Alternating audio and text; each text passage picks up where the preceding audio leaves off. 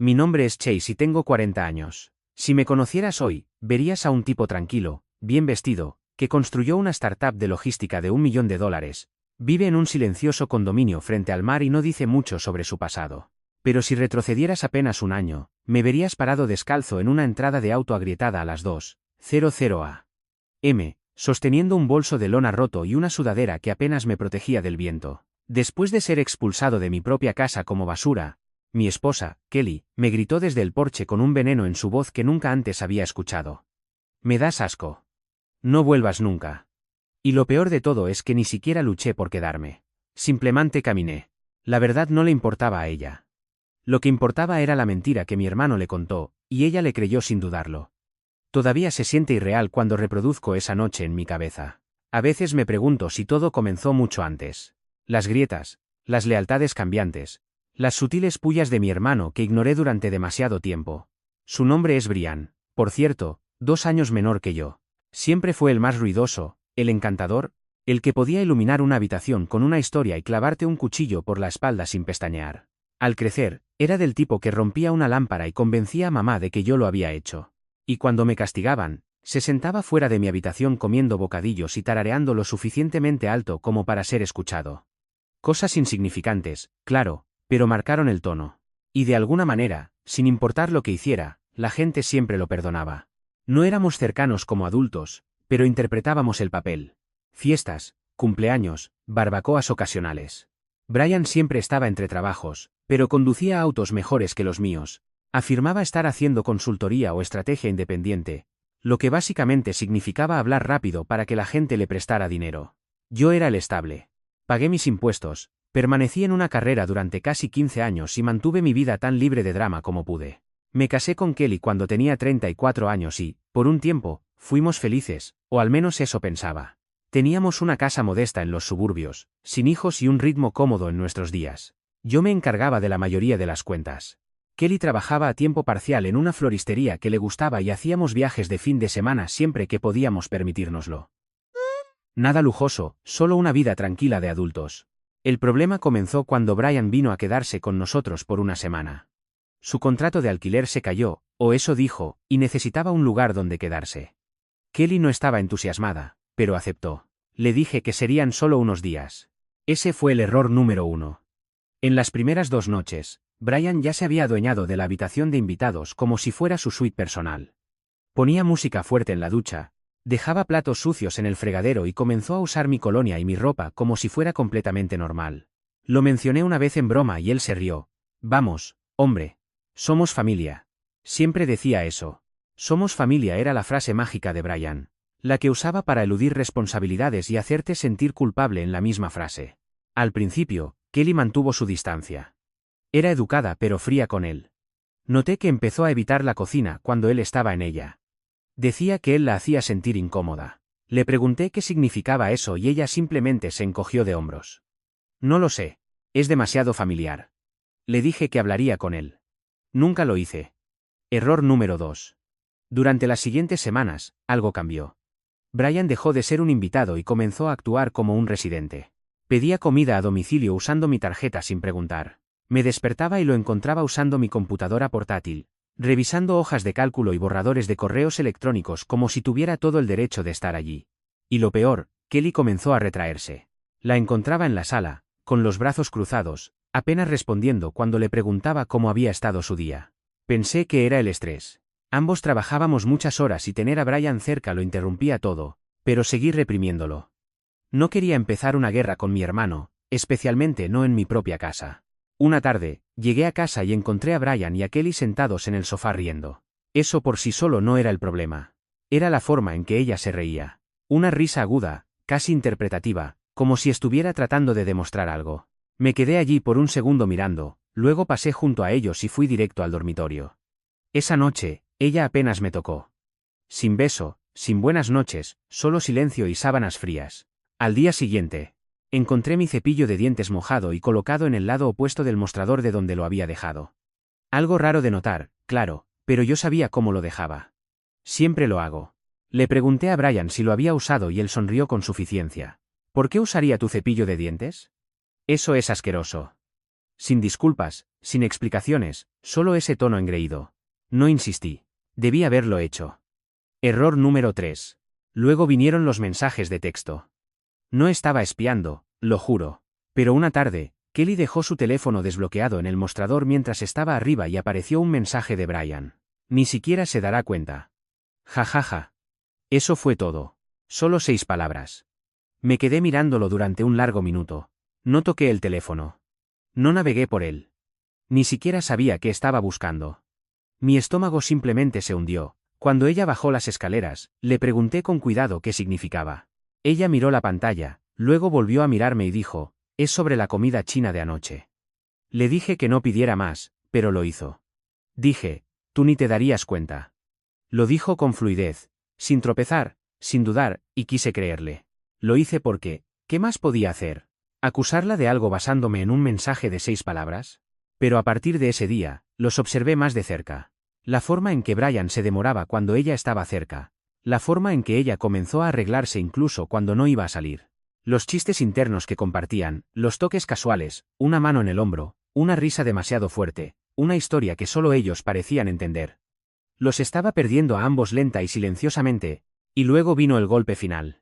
Acababa de terminar una reunión tardía por Zoom y estaba preparándome un sándwich en la cocina cuando Kelly entró con los brazos cruzados y una expresión extraña en su rostro. Asco, tal vez, o miedo, o algo peor. No dijo nada de inmediato, solo me miró como si no me reconociera. Luego dijo. Es verdad. Parpadeé. ¿Qué es verdad? Ella levantó su teléfono. Que me has estado engañando. Me quedé helado. Se me cayó el alma a los pies. ¿Qué? Brian me contó todo, dijo ella, subiendo la voz. Vio los mensajes, los recibos del hotel. No mientas, Chase. Él me mostró todo. Me quedé sin palabras. No existían tales mensajes. Sin recibos. Sin aventura. No había mirado a otra mujer desde que nos casamos. Abrí la boca, pero no salió nada. Mi mente daba vueltas. Esto tenía que ser un error, una broma, algo. Ni siquiera puedo mirarte, dijo ella. Quiero que te vayas ahora mismo. Traté de hablar, traté de decirle que no era cierto, que Brian estaba mintiendo, pero a ella no le importó. La confianza ya estaba rota, no por mí, sino por él. Y así de simple, con un falso susurro de mi hermano, ella lo eligió a él sobre mí. No empaqué bien. No discutí. No grité. Solo agarré el bolso que ella me arrojó, salí descalzo y seguí caminando. Un año después, todo ha cambiado. Pero el momento en que ella cerró la puerta de un golpe detrás de mí todavía resuena en mi cabeza.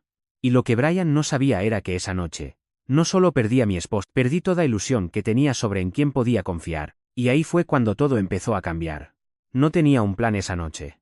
Caminé hasta que mis pies se entumecieron. Y cuando la adrenalina finalmente se disipó, estaba sentado en un banco frente a una gasolinera de 24 horas con un bolso de lona que apenas contenía una muda de ropa. Un teléfono muerto y un dolor de cabeza punzante que me hacía zumbar los oídos. Era principios de marzo, pero parecía que el invierno nunca terminaba. El tipo de frío que se aferra a tus huesos, especialmente cuando te acaban de echar de tu propia casa. Sin zapatos, sin abrigo, sin previo aviso. Me quedé allí hasta el amanecer. Mi teléfono finalmente volvió a la vida después de cargarlo en un enchufe cerca de las máquinas de café. Sin llamadas perdidas, sin mensajes, solo un anuncio de mi banco recordándome que había terminado de pagar la hipoteca el mes anterior. Recuerdo que me reí cuando vi eso. Una risa amarga, baja y hueca, la casa de la que me acababa de echar, mi nombre era el único en la escritura. La compré 2 años antes de que nos casáramos, pero nada de eso importaba ahora. Pasé esa primera noche en un motel de mala muerte en las afueras. El tipo de lugar donde las máquinas expendedoras no funcionan y las toallas se sienten como papel de lija. Pagué en efectivo y miré al techo toda la noche. Mi cerebro ciclando a través de un carrusel de preguntas. ¿Por qué no luché? ¿Por qué dejé que Brian se quedara? ¿Cuánto tiempo había estado planeando esto? ¿Y por qué demonios Kelly le creyó tan fácilmente? A la mañana siguiente, llamé a mi amigo Marcus. Habíamos sido amigos desde la secundaria. Él dirigía un pequeño negocio de soporte técnico en un espacio de coworking y siempre me había ofrecido un escritorio si alguna vez quería trabajar por mi cuenta. Le dije que necesitaba un lugar donde aterrizar. Y sin hacer una sola pregunta, dijo, ven, te haré un espacio. Ese pequeño acto de bondad, ese fragmento de humanidad, rompió algo dentro de mí. Por primera vez desde esa noche, sentí que tal vez no estaba completamente solo. Durante la siguiente semana, dormí en un viejo futón en la parte trasera de la oficina de Marcus. Me duchaba en un gimnasio a 2 cuadras y vivía de sándwiches baratos y café de máquina. Nadie en la oficina hizo preguntas. Creo que Marcus debió decirles que estaba entre cosas, lo cual en cierto modo era cierto. Estaba entre la vida que pensaba que tenía y lo que fuera que era esto. Cada vez que cerraba los ojos, veía su rostro, no el de Kelly, el de Brian, esa preocupación engreída y fingida que siempre usaba como una máscara. Solo te estoy cuidando, solía decir. Solo trato de ayudar. Y ahora había usado esa máscara para demoler mi matrimonio y dejarme en la acera. Pero esa no fue la peor parte. Unos días después, recibí un mensaje de un viejo amigo de la universidad, Daniel. No era cercano a mí ni a Kelly, solo un tipo de algunas fiestas y proyectos grupales. Su mensaje decía: Oye, hombre. Siento mucho escucharlo de todo. Brian publicó algo en IG. Pensé que deberías saberlo.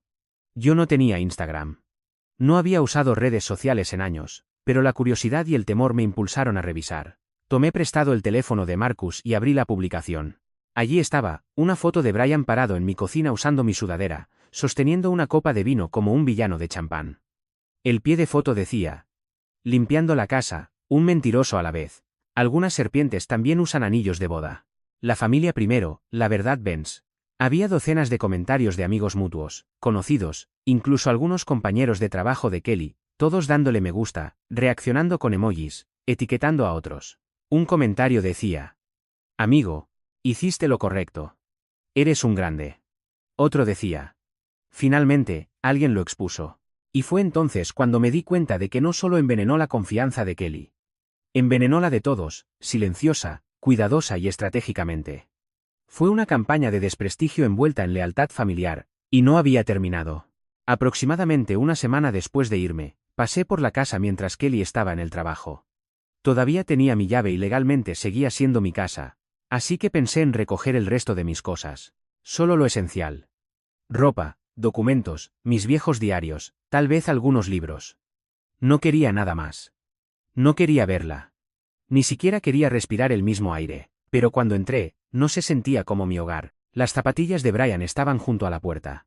Su bolso de lona ya no estaba. Su colonia persistía en el pasillo.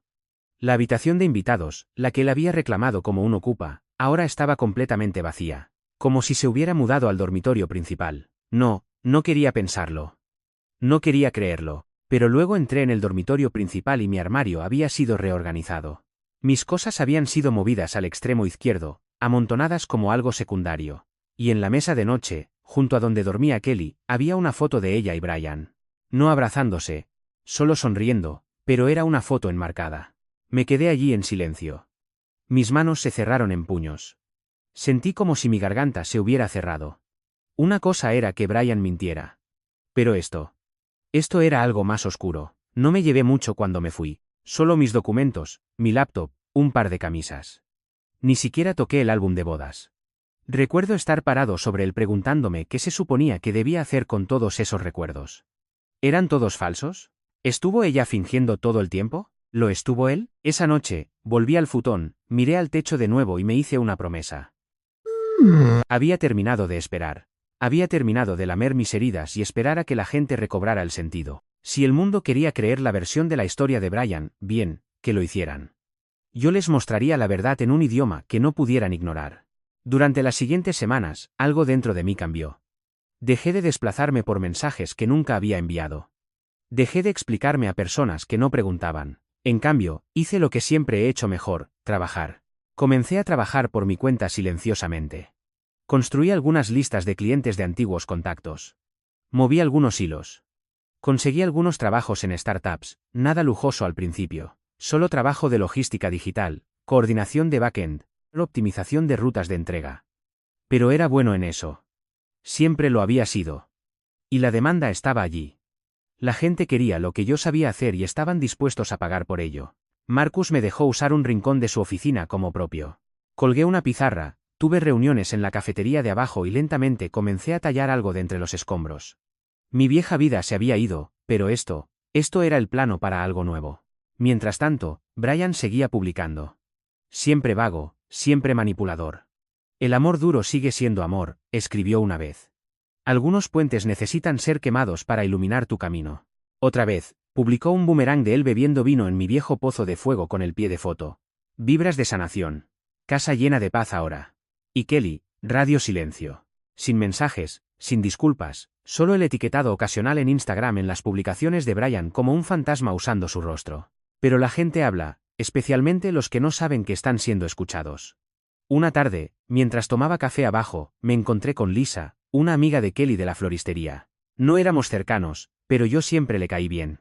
Parecía sorprendida de verme y aún más sorprendida cuando sonreí y le dije hola como si todo fuera normal. Dudó y luego dijo, pensé que te habías mudado. Lo hice, dije. Temporalmente. ¿Qué escuchaste? Lisa miró a su alrededor y luego se inclinó, mira. No quiero meterme en medio de nada, pero Brian le dijo a Kelly que la estabas engañando con alguna mujer en Miami. Dijo que tenía pruebas. Dijo que rastreó tu dirección IP o algo así. La miré fijamente. Ni siquiera he estado en Miami en 4 años. Ella hizo una mueca. Sí, me lo imaginaba. Nunca me lo creí realmente, pero Kelly estaba devastada. Brian estaba con ella mucho tiempo, mucho. Realmente se apoyó en él. Asentí lentamente, gracias por decírmelo. Esa noche, me senté en mi rincón de coworking compartido, mirando la pared, conectando los últimos puntos. No solo le mintió. Él orquestó todo, fabricó pruebas, usó mis hábitos tecnológicos como arma. Tal vez incluso falsificó algunos inicios de sesión. Sabía lo suficiente sobre mi trabajo para inventar algo que sonara creíble. Y ella no lo cuestionó. Ni una sola vez.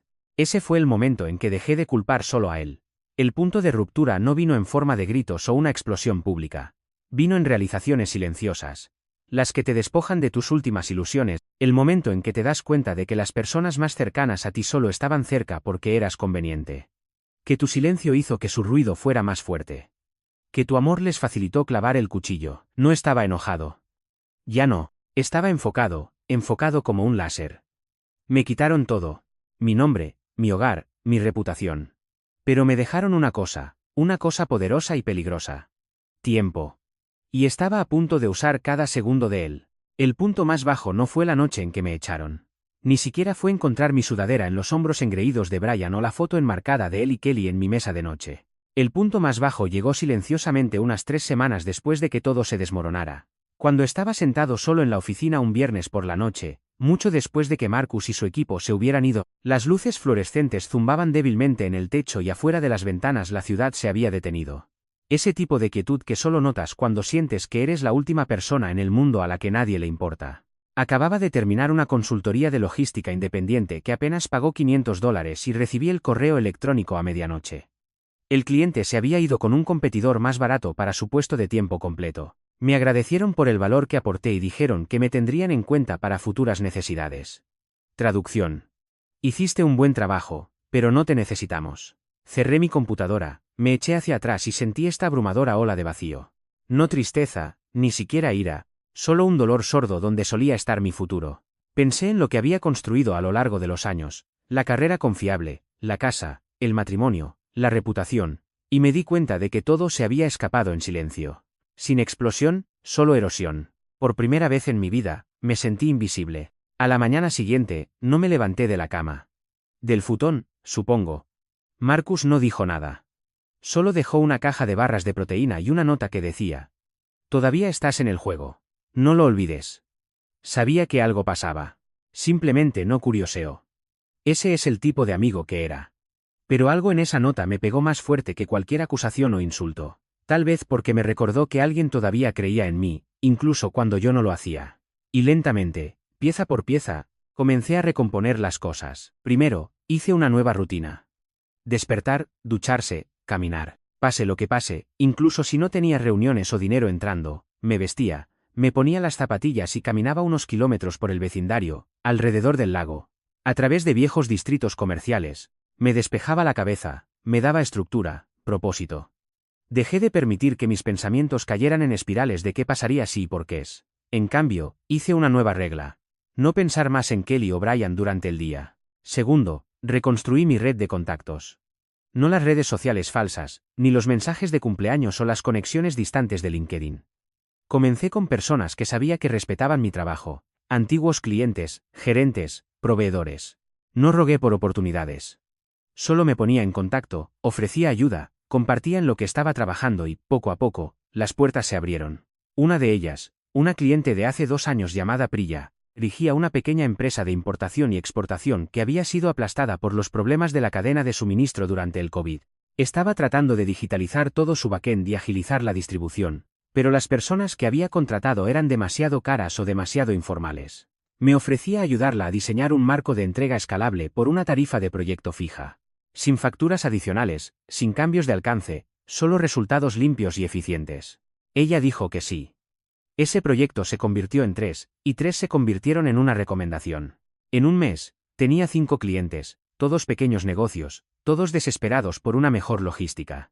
Y tenía los ahorros suficientes para formar una LLC y abrir una cuenta bancaria comercial. La llamé Artbridge Logistics. El nombre no significaba mucho al principio. Simplemente me gustó cómo sonaba, fuerte, confiable, pero se quedó.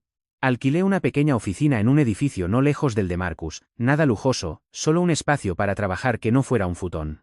Traje una pizarra, un segundo monitor y una cafetera que rescaté de una casa de empeño. Y cada mañana, entraba, preparaba una taza. Escribía mis metas diarias en la pizarra y me trataba a mí mismo como si ya estuviera dirigiendo una empresa de 7 cifras. Nadie estaba mirando. Nadie necesitaba creer en mí. Simplemente lo hice de todos modos. Mientras tanto, me mantuve callado en las redes sociales. Sin publicaciones, sin anuncios, sin represalias. Que pensaran que estaba en una espiral descendente. Que Brian disfrutara su momento porque yo estaba construyendo algo mejor que un regreso. Estaba construyendo influencia. Aún así, no fue fácil. Cada paso adelante venía con un peso que no podía sacudirme. Las noches eran lo peor. Ahí es cuando los recuerdos se filtraban. Panqueques de domingo por la mañana con Kelly. Maratones nocturnos de juegos de mesa. Incluso aquella vez que nos quedamos atrapados en la lluvia y ella me hizo prometer que nunca nos daríamos por sentados. Todo eso se sentía como una película que apenas recordaba, protagonizada por alguien más. Y sin embargo, nunca la llamé. Ni una vez. Estuve cerca una vez, cuando vi una foto de ella en una boda con Brian. Él tenía su mano alrededor de su cintura y la sonrisa de ella parecía muy forzada. No triste, ni falsa, solo cansada, como alguien interpretando un papel. Me quedé mirando esa foto durante 10 minutos completos, luego la borré, no por amargura, sino por claridad. Ella tomó su decisión y yo finalmente estaba empezando a tomar la mía. Para el cuarto mes, Artbridge estaba haciendo más negocios de los que podía manejar solo. Contraté a una asistente a tiempo parcial, Amanda, una exgerente de operaciones que había sido despedida de una empresa más grande. Trabajaba desde casa y me ayudaba a gestionar contratos, actualizar el CRM y preparar documentos de integración. En 2 semanas, dupliqué mi producción. En 6, contraté a un analista junior. Luego a un segundo. El negocio se estaba volviendo real, más real de lo que mi vieja vida nunca fue. La ironía no se me escapaba. Ser expulsado me había liberado. La traición, el exilio, eliminó cada distracción, cada pieza de peso muerto que no sabía que estaba cargando. Dolía como el infierno, pero despejó el camino. Comencé a dormir mejor, a sonreír más, a comer comidas reales de nuevo. Compré un auto usado pero decente. Nada llamativo, solo funcional. Y con el primer pago real de un contrato de logística a largo plazo, alquilé un loft de un dormitorio en el centro. Ladrillo visto, amplias ventanas, suelos de hormigón pulido. No era un hogar todavía, pero era mío. Y ahí fue cuando algo extraño comenzó a suceder. La gente empezó a contactarme. No muchos al principio. Solo un par de mutuos del viejo círculo. Algunos eran sutiles. Oye hombre, no te hemos visto por aquí. Espero que estés bien. Otros eran directos. Vi que Artbridge se está moviendo. Felicidades. Incluso Marcus me apartó un día y dijo, no sé qué estás haciendo, hombre, pero la gente está hablando. Me encogí de hombros. ¿Hablan bien o hablan mal? Él sonrió. Ya ni siquiera importa. Solo sigue haciendo lo que estás haciendo. Era una sensación extraña. No había publicado nada. Ni siquiera había actualizado mi LinkedIn. Pero la voz se estaba corriendo, estaba reconstruyendo más rápido de lo que cualquiera esperaba. Y silenciosamente, la gente lo estaba notando. Una de esas personas, aparentemente, era Kelly. Comenzó con un correo electrónico, solo una línea de asunto. ¿Podemos hablar? Sin saludo, sin firma, solo esas 3 palabras y un cuerpo en blanco. No respondí. Luego vino un mensaje de texto una semana después. Solo quiero explicarte, por favor. Lo ignoré. 2 días después de eso, otro. No tienes que perdonarme. Solo quiero hablar. Me quedé con ese por un tiempo. No porque quisiera hablar. No quería. sino porque quería entender qué la empujó finalmente a contactarme. Y la respuesta llegó unos días después en forma de un golpe muy familiar. Abrí mi puerta y allí estaba Kelly. Los mismos ojos, la misma voz, pero una presencia diferente, más pequeña de alguna manera, vacía. No sonrió. Solo dijo, ¿puedo entrar? Y ahí fue cuando me di cuenta de que algo había pasado. Algo grande. Pero, ¿qué? No la dejé entrar. No todavía. Porque quería escuchar cada una de sus palabras justo donde estaba parada, en el pasillo, cara a cara, sin paredes que nos protegieran a ninguno de los dos. Y lo que me dijo. Bueno. Ahí fue donde las cosas realmente empezaron a cambiar. Se quedó en el pasillo como una extraña esperando un autobús, aferrando su bolso, sin mirarme a los ojos, respirando demasiado rápido. Me apoyé contra el marco de la puerta, con los brazos cruzados, sin decir una palabra. No la invité a entrar. Ni siquiera pregunté por qué estaba allí. Solo esperé. Finalmente miró hacia arriba y dijo: sé que no merezco estar aquí. No discutí. No lo creí al principio, continuó, con la voz temblorosa. Pensé que eran solo problemas de negocios. Pero luego vi las cuentas y los mensajes y... Se detuvo, tragando saliva visiblemente, y las chicas. Me quedé callado. Él me dijo que me estabas engañando, dijo ella. Pero él era el que lo hacía todo el tiempo. Quise reírme, no porque fuera gracioso, sino porque era patético lo predecible que era todo, lo minuciosamente que Brian había seguido su propio manual. Pero no me reí.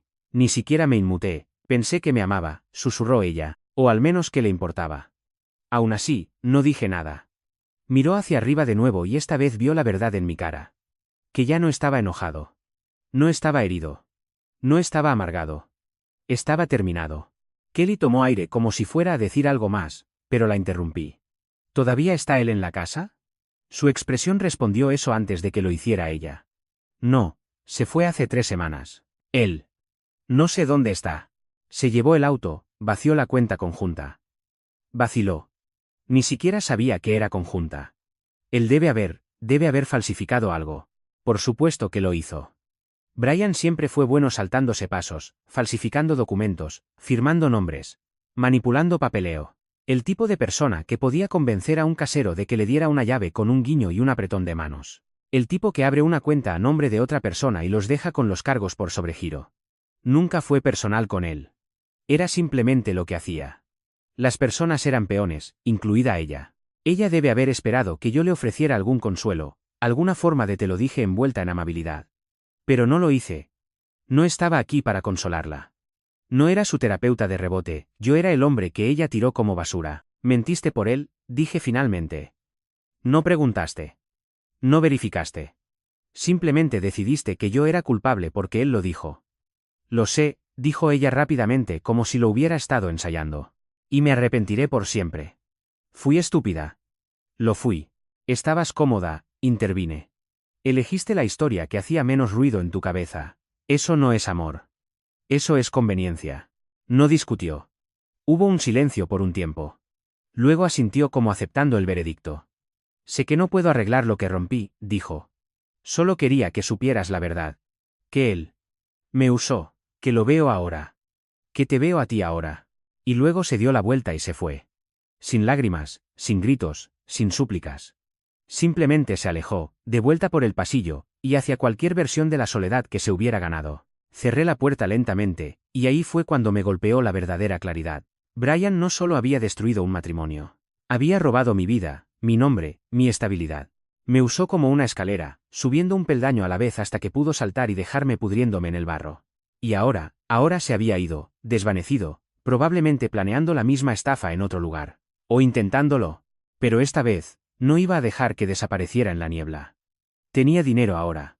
Poder, alcance y, lo más importante, no tenía nada que perder. El montaje comenzó esa misma noche.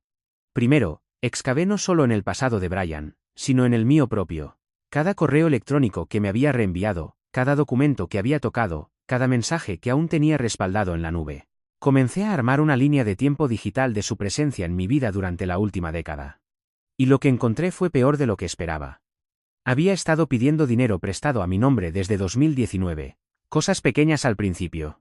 Cuentas de PayPal vinculadas a viejos dispositivos compartidos. Cuentas de Venmo usando mi foto de perfil. Incluso una preaprobación de tarjeta de crédito que una vez tiré a la basura y que él aparentemente sacó y activó por $100 aquí, $1.2 allá. Nunca lo suficiente para activar las alarmas. Solo lo suficiente para quedarse con una parte. Presenté una solicitud de la Ley de Libertad de Información a uno de los bancos y contraté a un contador forense para revisar mis finanzas. Solo eso me costó $8, pero valió cada centavo. Resulta que Brian había estado usando una estrategia por capas, acumulando empresas fantasma y facturas falsas bajo el nombre de mi antiguo negocio de consultoría. Cuando pensé que estaba luchando por cerrar tratos en 2020, él estaba fingiendo facturas para trabajos imaginarios y cobrando el dinero a través de cuentas bajo variaciones de mi nombre. Chase B. Warren, C. Blake Warren. Warren C. Blake. El hombre literalmente se había convertido en mí en papel. Pasé 2 semanas reuniendo pruebas. Contraté a un abogado. Congelé cada cuenta a la que sospechaba que tenía acceso. Presenté informes ante el IRS, los bancos e incluso antiguos clientes por los que se había hecho pasar por mí. Jugué siguiendo las reglas. Pero la venganza, la verdadera venganza, no se trata de justicia, se trata de control. Así que comencé a planear la segunda parte. Brian siempre había querido reconocimiento, fama incluso. No le importaba la estabilidad. Quería ser visto como alguien exitoso, entrar en un bar, mencionar el nombre de alguien y que todos asintieran con admiración. Su ego era su moneda, lo que significaba que no tenía que destruir sus finanzas para arruinarlo. Y sabía exactamente por dónde empezar. A través de uno de mis clientes de logística, un tipo llamado James que dirigía una operación de almacén en Florida, rastreé a una mujer con la que Brian había salido recientemente. Su nombre era Clara. Era brillante, directa y aparentemente había sido estafada bastante feo. Él le dijo que estaba comenzando una empresa de importación impulsada por tecnología y necesitaba su ayuda para redactar propuestas de negocios. Luego desapareció después de convencerla de que le enviara $4 para asegurar un cargamento de prototipos europeos. Sonaba falso cuando lo escuché. Seguía sonando falso cuando leí los correos electrónicos. Pero Clara guardó todo, recibos bancarios, cadenas de correos, incluso mensajes de voz donde le prometía que se mudarían a Atlanta juntos una vez que llegara su financiamiento. Me ofrecía devolverle los $4 con intereses si compartía todo con mi equipo legal. Ella aceptó felizmente. Luego, contacté a un amigo reclutador que conocía de hace años. Le dije que estaba evaluando a un candidato para una nueva startup de logística y quería verificar algunas afirmaciones del currículum. Le pasé el currículum falso de Brian. Él se rió. Hombre, la mitad de estas empresas ni siquiera existen ya. Exactamente, dije. ¿Te importa pasarlo por tu red de contactos? Ya lo hice. Un par de banderas rojas. Te aviso cuando sepa más.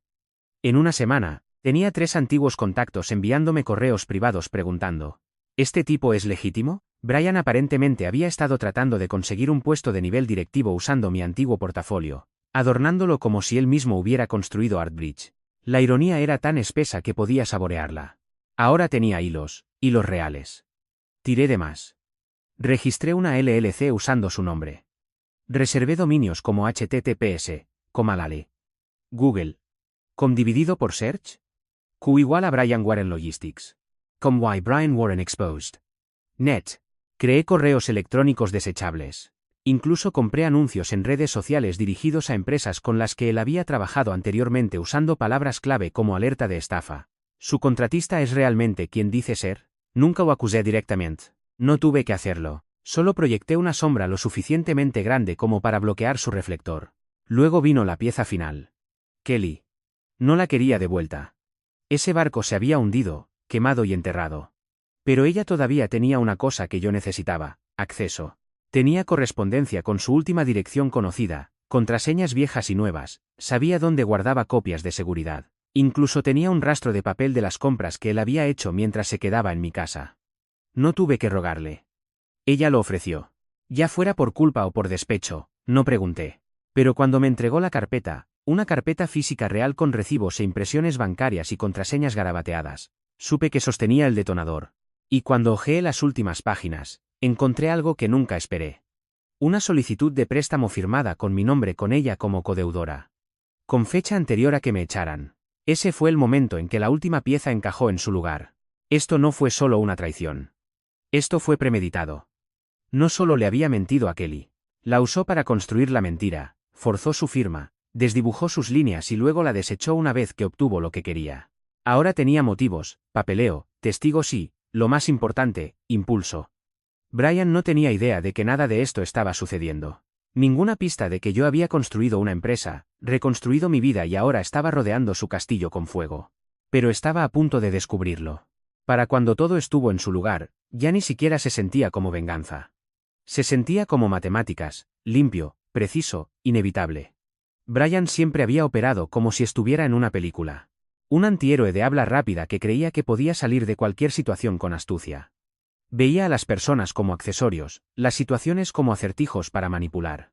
Nunca pensó que las consecuencias se aplicaran a él porque, durante la mayor parte de su vida, no fue así. Todos los demás limpiaban sus desastres. Hasta ahora. Esperé otras 6 semanas antes de activar la primera palanca. Quería distancia. Tiempo para que se sintiera cómodo, se asentara en su próxima estafa. Sentir que la tormenta había pasado. No tomó mucho tiempo encontrarlo. Un investigador privado que contraté lo rastreó hasta Austin, Texas. Vivía en un condominio alquilado bajo el nombre de Brian Carrington, afirmando ser un consultor de logística para una startup de envíos ficticia. Conducía un BMW alquilado, vivía del dinero obtenido de un rastro de facturas falsas y, fiel a su estilo, salía con 2 mujeres, ninguna de las cuales sabía de la existencia de la otra. Clásico de Brian. El primer dominó cayó con una carta certificada, enviada tanto al condominio como al apartado de correos que había estado usando. Era una carta de cese y desista profesional y cortés de Artbridge Logistics indicando que se había representado fraudulentamente como un ejecutivo de nuestra empresa y que el uso continuo de nuestra propiedad intelectual resultaría en acciones legales. Sabía que la ignoraría. Ese era el punto. 4 días después, lancé una campaña digital de comunicados de prensa. El artículo se titulaba Cuando la estafa tiene un rostro familiar. Cómo un hombre robó una vida y fingió una carrera. No lo nombré directamente, pero no fue necesario. Las migas de pan estaban todas allí, las empresas falsas, las facturas falsificadas, los múltiples alias, las mujeres a las que estafó y, lo más importante, los recibos, estados bancarios redactados, currículums falsos, transcripciones de mensajes de voz, testimonios de Clara y otras 2 mujeres que rastreé. Suficiente documentación para enviar escalofríos por la espalda de cualquier empleador potencial que buscara su nombre en Google. El artículo se volvió viral dentro de un nicho. Reclutadores, dueños de pequeñas empresas, fundadores de startups. Fue recogido por un blog de ética empresarial y un comentarista de YouTube especializado en estafas corporativas. En 48 horas. Brian Carrington estaba recibiendo llamadas de 3 empresas diferentes, ninguna de ellas ofreciendo trabajo, todas ellas haciendo preguntas. Pero eso era solo el aperitivo. Luego, presenté una queja formal por fraude ante el Departamento de Banca de Texas, adjuntando todo lo que mi equipo legal había recopilado, desde documentos de préstamo falsificados hasta deudas cofirmadas a mi nombre. Al mismo tiempo, envié documentación idéntica a la FTC, el IRS, y varias instituciones financieras con las que había interactuado bajo mi identidad. Robo de identidad, fraude electrónico, evasión de impuestos, de todo. Y luego envié el golpe final. Un aviso anónimo a la administración de su edificio señalando que Brian Carrington no solo violaba su contrato de alquiler al usar el condominio como lugar de negocios, sino que había presentado una solicitud de historial crediticio fraudulenta. Incluí los PDF para su revisión. En 3 días, le dieron 30 días para desalojar. Para el final de esa semana, Brian intentó llamarme, no un mensaje, ni un correo, llamó. Dejé que sonara. Llamó de nuevo al día siguiente. Esta vez respondí, quería escucharlo. Chase. Su voz se quebró un poco. Mira, hombre. No sé qué estás haciendo, pero tenemos que hablar. ¿Por qué? Pregunté con calma. No quisiste hablar el año pasado. ¿Recuerdas cuando dijiste que yo era un engañador y sonreíste mientras ella me echaba de mi propia casa? No era mi intención, comenzó. Pero lo interrumpí. Falsificaste mi nombre, Brian. Usaste mi crédito. Arruinaste mi matrimonio, mi reputación comercial y pensaste que simplemente me iría. Hubo silencio, luego una inhalación aguda. Yo no lo arruiné, dijo rápidamente. Tú te fuiste. Podrías haber luchado por ella. Yo solo. Intervine cuando te rendiste. Mentiste, espeté. Te lo inventaste todo.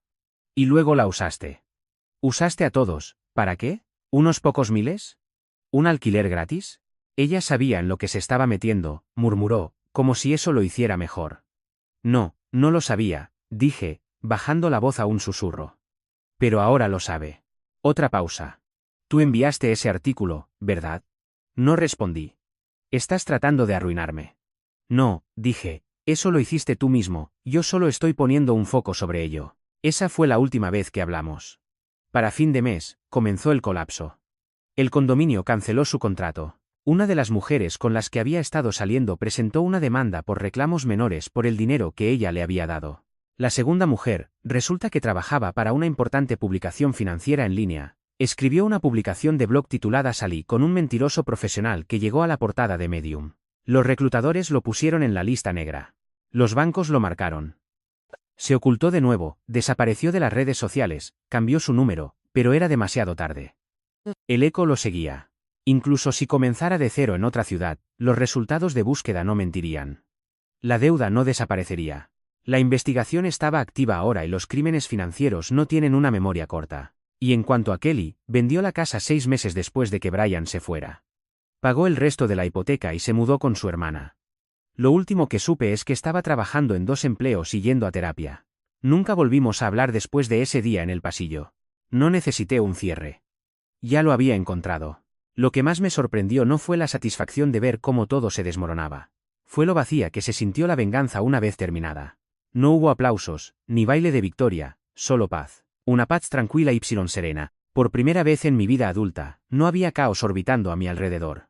Nadie aprovechándose de mi bondad, ni traiciones por la espalda, ni caminar sobre cáscaras de huevo alrededor de personas a las que una vez llamé familia. Art Bridge Logistics superó los 7 cifras en ingresos. Ese otoño, abrimos una segunda oficina y contratamos a 6 empleados más a tiempo completo. Me mudé a una casa cerca de la bahía, más pequeña que la anterior, pero llena de luz real, amigos reales y ni una sola cosa que no haya elegido por mí mismo. A veces la gente pregunta por qué nunca fui a juicio por daños y perjuicios. Pero la verdad es que no necesité que un juez me dijera que había ganado. Recuperé mi nombre, mi vida y un futuro construido enteramente bajo mis términos.